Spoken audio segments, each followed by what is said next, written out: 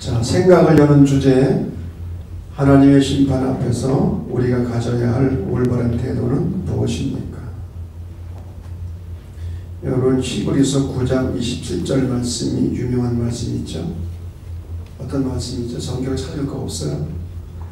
사람이 한번 죽는 것은 정한 이치요, 그 위에는 뭐가 있다고요? 심판이 있으리니. 우리가 하나님의 심판대 앞에 설 날이 온다는 겁니다. 자, 두 번째, 시작. 하나님을 떠난 자의 삶은 어떠합니까? 뿌리가 뽑힌 것과 같죠. 뿌리가 뽑혔어. 하나님은 우리의 존재의 그라운드, 근거가 되시는데, 그런 이야기가 생각납니다. 거미란 놈이 참 거미줄을 기가 막히게 쳐. 저희도 그 창문 앞에 거미가 거미줄을 어마어마하게 크게 쳐놨어. 근데 일부러 그거를 내버려 두는 거예요. 거미라는 놈이 어떻게 거기서 살고 있는지 아주 중요한 그 생태 교육이 되고 있어요. 근데 가만히 그 거미집을 보면은요, 중심되는 줄이 있어. 중심되는 줄이. 그 참 어떻게 그렇게 했는지 몰라. 중심되는 줄이 있어. 그거를 기점으로 해서 집을 짓는 거예요. 그런데 거미란 놈이 이게 뭔가 하고 끊어버렸다는 거 아니에요. 그걸. 그럼 어떻게 될까요? 집 전체가 허물어져요. 하나님을 떠난 자의 삶이 그러지 않을까. 세 번째, 시작. 남은 자는 누구이며 삶의 태도는 어떠해야 되는가. 자, 남은 자가 누구인지, 우리가 어떻게 살아야 되는지. 자, 용어의 정의입니다. 1장 4절 보면 그마림이라는 말이 나오는데, 이 그마림은 이방신을 섬기는 제사장을 가리키는 말입니다. 또 1장 5절에 말감이라는 말이 나오는데, 밀콤이 옳은 표현인 듯하고, 밀콤은 암몬신을 의미한다는 것이죠. 암몬신. 우상을 섬기는 거예요. 또 오문, 1장 10절에 오문, 여기서 이 오문은 예루살렘 생선시장 가까이에 나 있는 문이라고 합니다. 그래서 생선을 파는 상인들이 이 문을 많이 이용했기 때문에 아마 고기 어자를 넣어서 어문이라고 부른 것 같아요. 마켓스,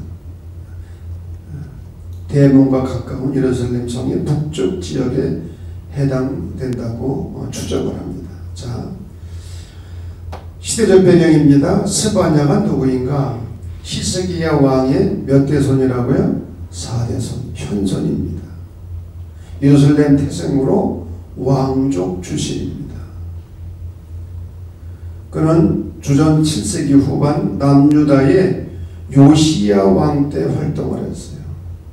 여러분, 요시야가 누구였죠? 성전에서 뭘 발견했어요? 율법책. 어떤 율법책입니까? 신명기서. 신명기서를 발견하고 보니까 자기들이 너무나 하나님의 뜻과는 거리가 먼 신앙생활을 하고 있는 거예요. 그래서 이 율법책 신명기서를 가지고 종교개혁을 실시했어요. 그러나 성공을 거두지는 못했어요. 그래서 스바냐는 하나님을 배신하고 이방신을 섬기며 온갖 불의와 강포, 강포는 권력을 가진 자들이 횡포를 부리는 거예요. 힘을 가지고 온갖 불의와 강포를 저지른 유다에 대한 심판을 선포했습니다. 그리고 남은 자 상상을 통해서 하나님의 백성들이 가야 할 바른 삶의 길을 제시한 거예요.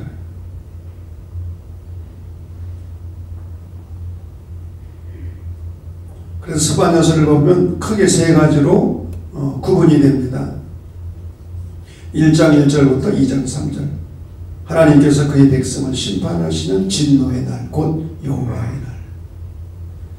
그래서 1장을 보면은 가장 많이 나오는 단어가 진멸이에요. 진멸. 1장 2절을 보면 여호와께서 이르시되 내가 땅 위에서 모든 것을 진멸하리라. 또 6절 보면 여호와를 배반하고 따르지 아니한 자들과 여호와를 찾지도 아니하며 구하지도 아니한 자들을 멸절하리라. 또 18절 보면 그들의 은과 금이 여호와의 분노의 날에 능히 그들을 건지지 못할 것이며 이 온 땅이 여호와의 질투의 불에 삼켜지리니 이는 여호와가 이 땅 모든 주민을 멸절하되 놀랍게 멸절할 것이니라. 하나님께서 당신의 백성들을 심판하시는 여호와의 날을 말하고 있고요. 2장 4절부터 15절을 보면 하나님께서 세상 나라들의 죄를 심판하신다. 이방 나라들 그들의 죄를 심판하실 것이다. 3장에서는 예루살렘의 죄와 유다 백성들이 당할 재난을 다시금 설명하면서 남은 자들을 통해서 이루어질 하나님의 구원을 노래하는 거예요. 남은 자. 자, 첫 번째 단락입니다. 세상을 심판할 여호와의 날. 이스라엘 백성들은 여호와의 날을 하나님께서 자기 백성들에게는 무한한 복을 주시고 원수들에게는 심판과 멸망을 주실 날로 이해를 했어요. 하지만 스바냐는 그렇지 않다는 거예요. 아모스의 메시지를 받아들여서 여호와의 날은 이스라엘 백성들에게도 심판의 날임을 전할 것입니다. 그 이유가 무엇인가? 왜 하나님께서 자기 백성들에게 분노하시고 심판하시는가? 여러 가지 이유가 있습니다. 그것은 유다 백성이 모두가 하나님의 명령을 듣지 아니하고 교훈을 받지 아니하며 여호와를 의뢰하지 아니하며 자기 하나님에게 가까이 나아가지 아니했기 때문에, 그리고 각종 우상들을 섬기면서 하나님을 배반하고 하나님을 따르지 않았기 때문에,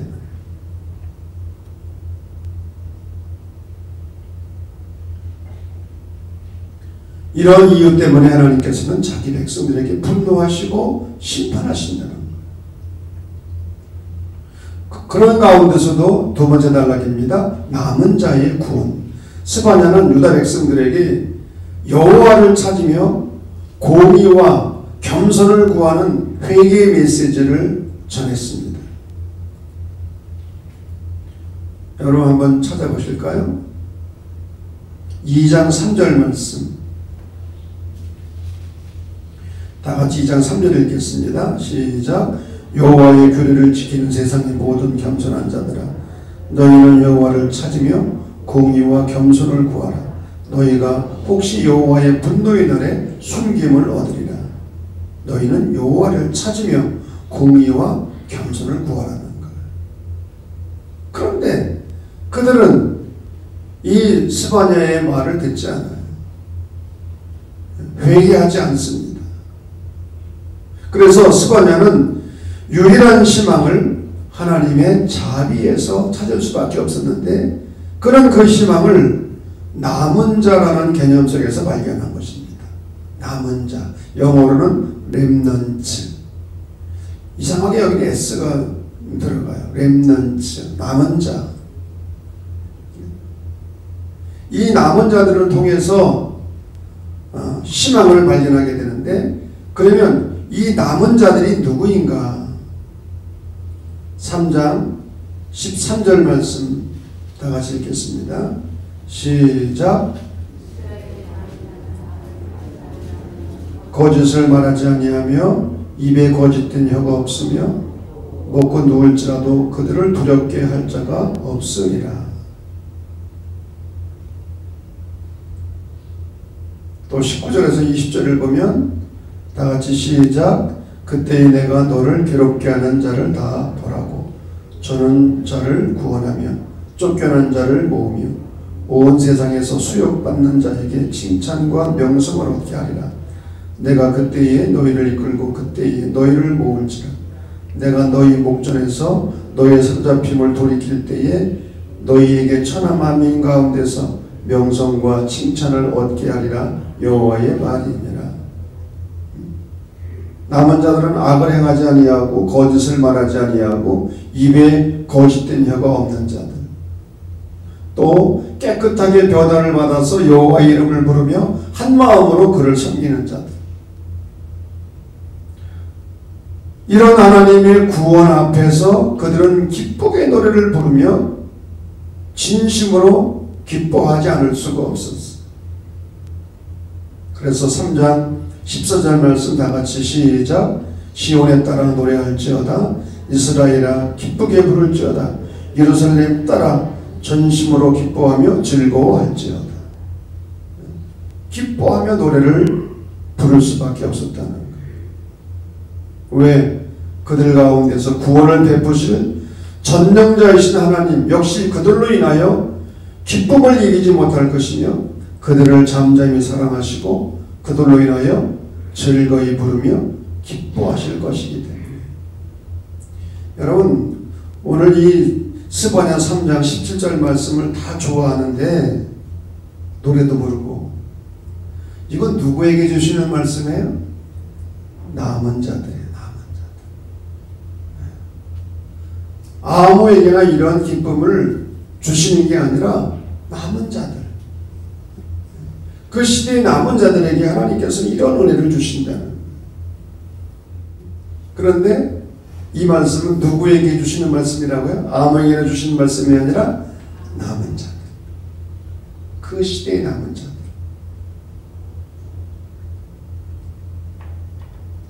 자, 세 번째입니다. 2장 4절에서 15절까지 오만을 미워하시는 하나님. 여호와의 날은 단순히 유다 백성들만 보라는 날이 아니라는 거죠. 그날은 하나님께서 땅 위에 있는 모든 생명들을 직면하시는 우주적인 심판의 날입니다. 그런 점에서 이방 나라들도 예외가 아니었어요. 스바냐는 2장에서 이방 나라들이 받을 하나님의 진노와 심판에 대해서 언급을 하고 있습니다. 여기서 우리는 적어도 세 가지를 발견합니다. 첫째, 하나님은 세상 역사를 주관하는 분이기 때문에 모든 나라와 민족들의 운명이 하나님께 달려있다는 거예요. 하나님의 손에 달려있다는 거예요. 두 번째, 하나님의 택한 백성을 해친 자는 반드시 하나님의 진노를 받는다는 거예요.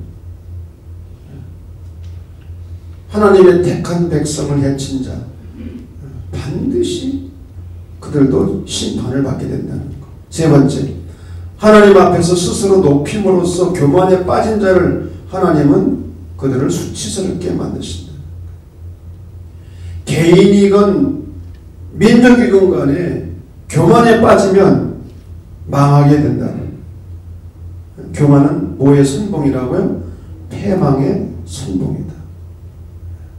교만하게 되면, 그래서 사탄이 성도들을 망하게 하는 방법이 있대요. 그게 뭔지 알아요? 처음에는 띄워준대. 높이 띄워줘요. 그러면 잘난 줄 알고 우쭐대고 꼭대기까지 올라갔다가 어떻게 돼? 그냥 추락하는 거지. 추락하는 데는 날개도 없어요. 이게 사탄이 성도들을 망하게 하는 그런 방법이에요. 처음에는 띄워줘. 그럼 잘난 줄 알고 어떻게 우쭐대는 거지. 그러다가 놓아버리면 어떻게 돼? 높이 올라간 만큼 추락하는 거예요. 그래서 교만은 패망의 선봉이라고 말하고 있습니다. 자, 신학적 의미. 첫 번째, 예언자 나훔, 스바냐, 하박국은 공의. 무슨 예언자들이에요? 소예언자들. 여러분, 대예언서와 소예언서를 구분하는 기준이 뭐라고요? 성경의 분량.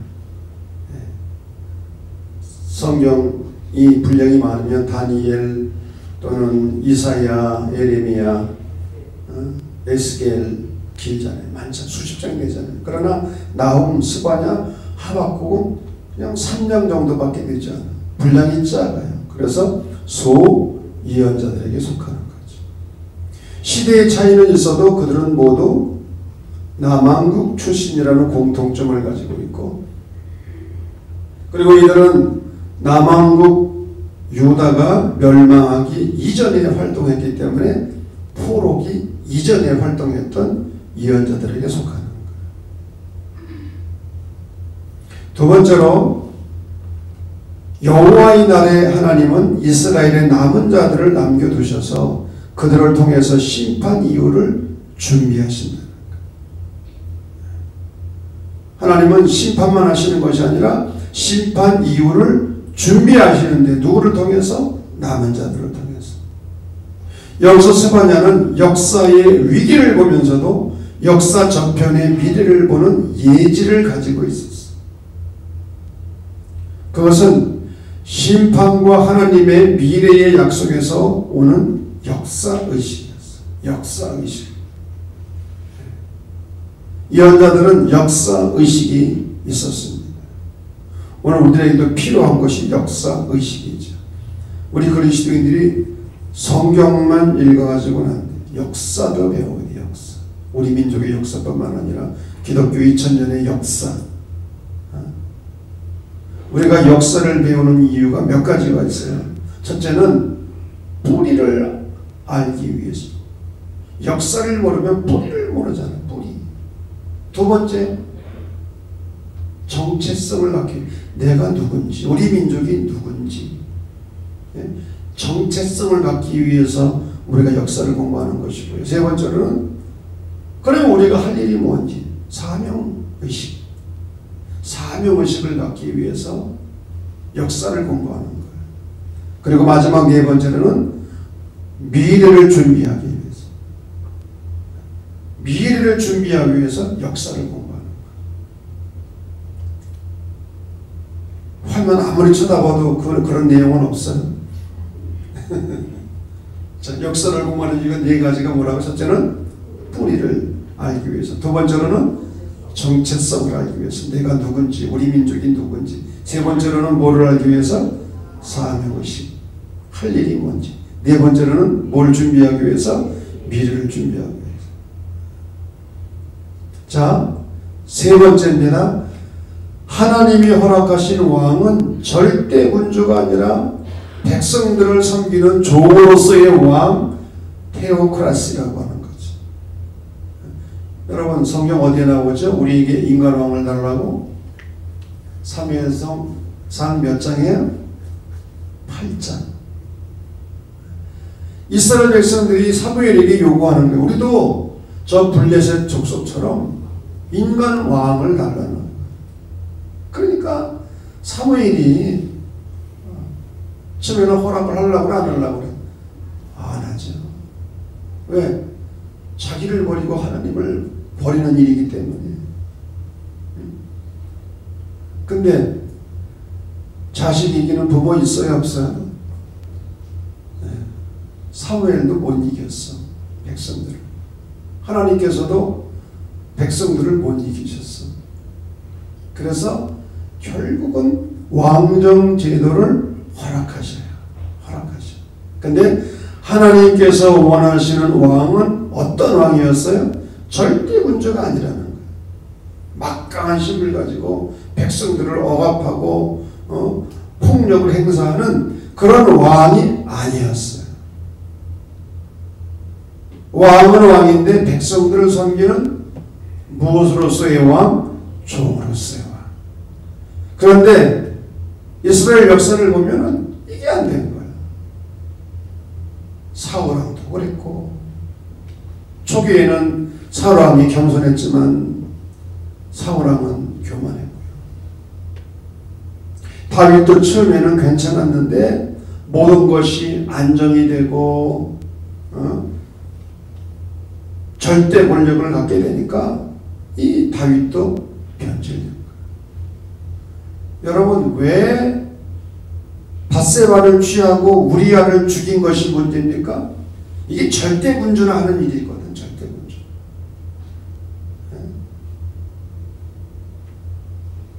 백성을 섬기는 종으로서의 왕은 절대로 그런 일을 할 수 없어. 근데 이 다윗도 절대 군주가 된 거야. 하나님께서 원하시지 않나.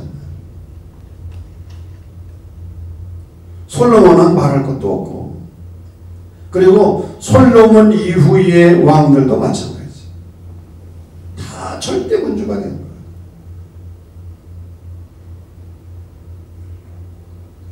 여러분, 우리나라에서뿐만 아니라 전 세계 역사적으로 절대 권력을 휘두른 대통령이나 왕들이 제명에 살았습니까? 우리나라의 짧은 역사를 보아도 여러분 얼마나 비극이에요. 그래서 이런 절대 군주로서의 왕에 대하여 반작용으로 예언운동이 일어난 거예요. 역작용으로. 왜? 하나님의 말씀을 선포해야 되니까. 절대 권력을 가지고 또 절대 권력을 가지면 그런 말이 있죠. 절대 권력은 절대 부패한다.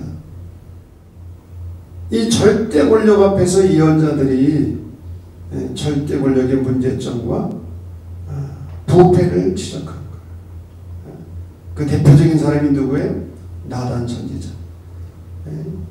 막강한 권력을 가지고 있는 다윗 왕 앞에 가서 바로 이쪽이요 당신, 바로 당신이 죽을 사람이다. 여러분, 단칼에 죽일 수도 있었어. 그러나 다윗은 누구를 두려웠기 때문에 그래도 하나님을 두려워했어. 회개할 줄 알았고. 그러나 솔로몬은 그게 없었지. 제사장이 제사를 드리면서 백성들을 위로하고 치유하고 용서받고 하는 그런 직을 수행한 사람이라고 한다면, 왕은 백성들을 또 통치하는 그런 직을 수행했고, 예언자들은 하나님의 음성을 듣고 말씀을 선포하는 직을 수행한 거예요. 그래서 교회 안에서도 이 세 기능이 있어야 된다는 거죠. 제사장, 왕, 예언자로서의 기능. 우리 목회자들에게도 이런 세 가지 기능이 있는데, 또 이 세 가지 기능을 돕는 성도들이 있어야 되는 거예요. 평신도들이 있어야 되는 거예요.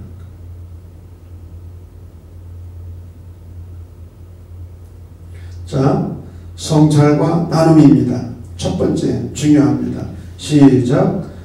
하나님의 심판에서 벗어날 수 있는 사람은 세상 어디에도 없다는 사실을 기억하고 두렵고 떨리는 마음으로 구원의 완성을 향하여 겸손히 나가요. 여러분, 하나님의 심판에서 제외된 사람이 어디 있어? 그렇게 다 잘났어?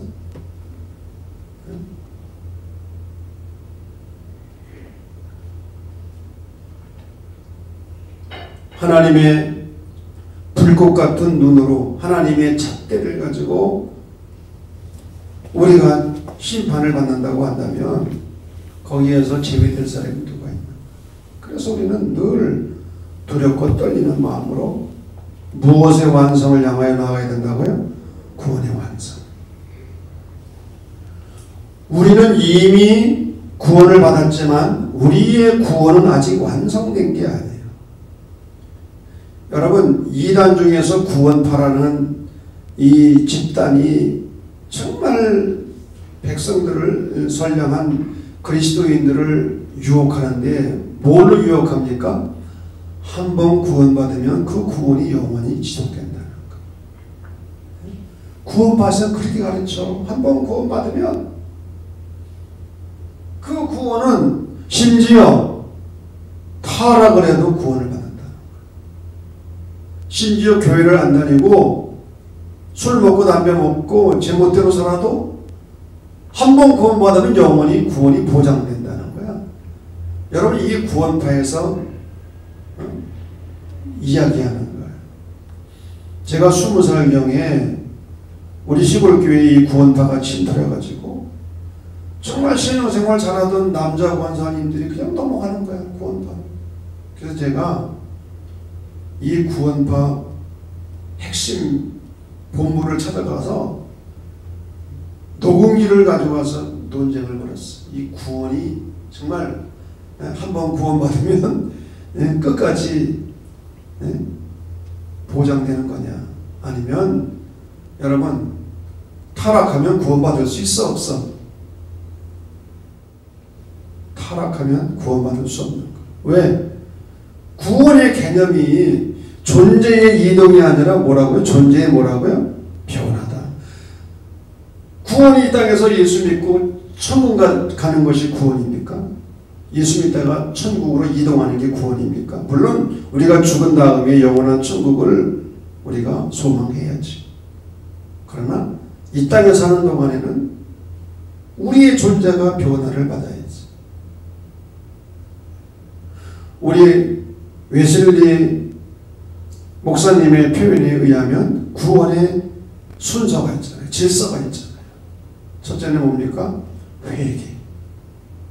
회개는 구원의 집에 들어가는 현관이라고 그랬어요. 회개를 하지 않고는 현관문에 들어올 수가 없는 거예요. 구원의 집이라는.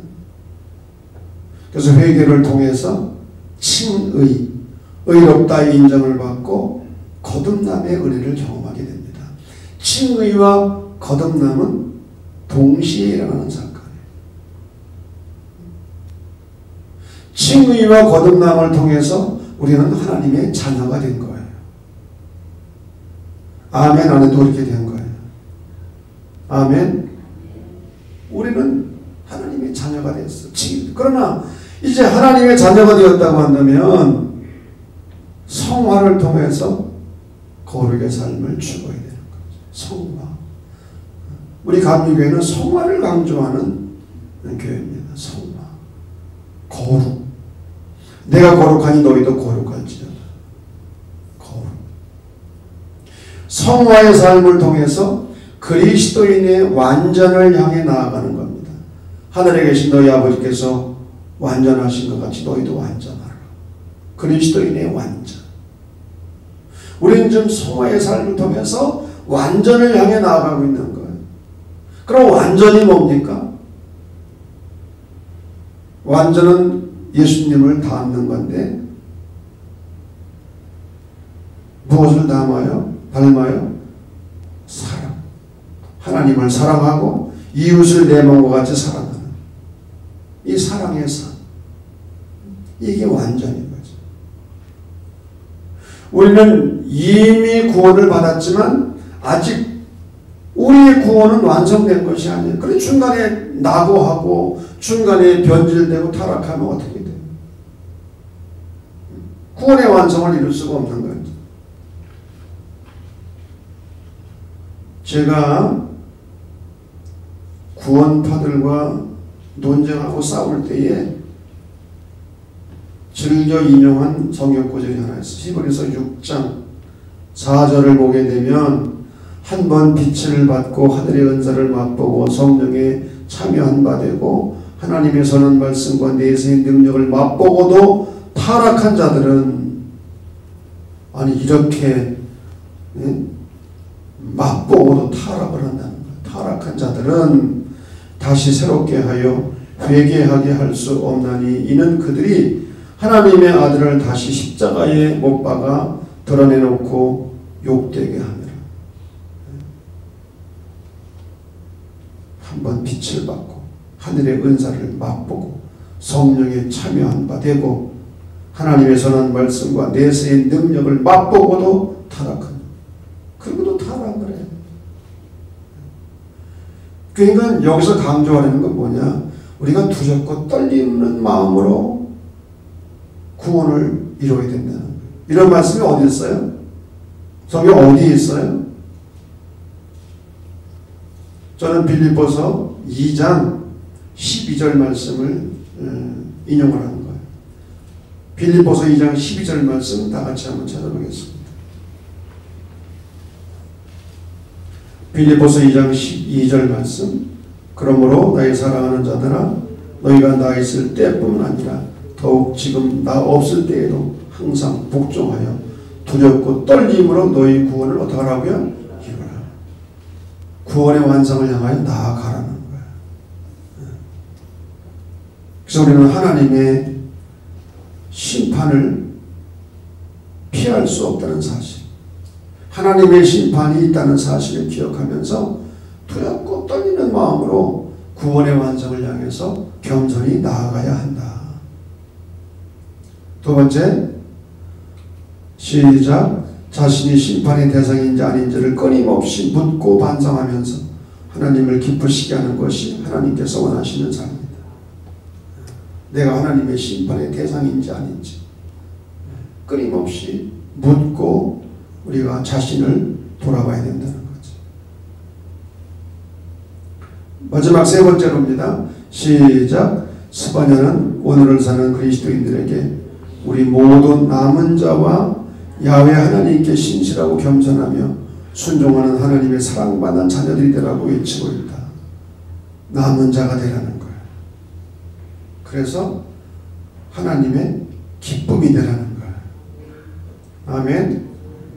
스바냐 3장 이 17절 말씀이 나를 향하신 주님의 말씀이 될 수 있기를 간절히 바랍니다. 이러한 삶을 살라는 거죠. 하나님께서 여러분들을 바라보실 때마다 그냥 기뻐서 어떻게 할 줄을 몰라. 야, 참 기쁘다. 내가 기쁨을 이기지 못한다.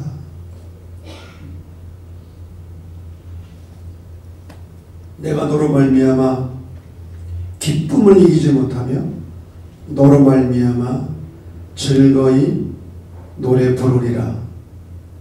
아멘.